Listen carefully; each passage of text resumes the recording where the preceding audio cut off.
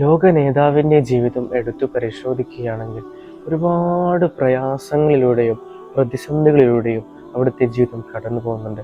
പ്രധാനമായും ഖന്തക്കിൻ്റെ യുദ്ധമരുഭൂമിയിൽ അതിൻ്റെ അടയാളപ്പെടുത്തലുകൾ കൃത്യമായി നമുക്ക് വായിച്ചെടുക്കാൻ സാധിക്കുന്നുണ്ട്. ഖന്തക്കിലെ സ്വഹാബത്തിന് ശക്തമായ വിശപ്പ് അനുഭവപ്പെട്ടപ്പോൾ വയറ്റിൽ കല്ല് വെച്ച് കെട്ടി റസൂലുള്ളാഹിന്റെ അരികിലേക്ക് വേവലാതിയോട് കൂടി കടന്നു ചെല്ലുന്നുണ്ട്. അന്നേരം റസൂലുള്ള തൻ്റെ വയറ്റിൽ കെട്ടിവെച്ച കല്ല് സ്വഹാബത്തിന് കാണിച്ചു കൊടുക്കുകയാണ്.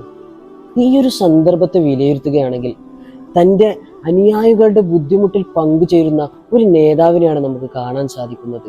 പക്ഷേ എക്കാലത്തും ലോകത്തിൻ്റെ വ്യവസ്ഥയെ നിരീക്ഷിക്കുകയാണെങ്കിൽ നേതൃത്വ ജീവിതം എന്നും ക്ഷേമത്തിലും, മറുഭാഗത്ത് നോക്കുകയാണെങ്കിൽ ക്ഷാമ ജീവിതത്തിൻ്റെ കഥനങ്ങളിലൂടെ കടന്നു പോകുന്ന അനുയായികളെയുമാണ് നമുക്ക് കാണാൻ സാധിക്കുന്നത്.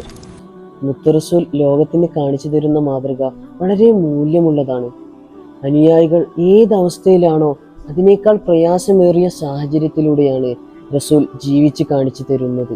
ഒരു നേതൃത്വത്തിനുണ്ടാവേണ്ട സർവധർമ്മങ്ങളും ലോകത്തിന് കാണിച്ചു കൊടുത്ത പ്രവാചക ചരിത്രം എത്ര പ്രശോഭിതമാണ്.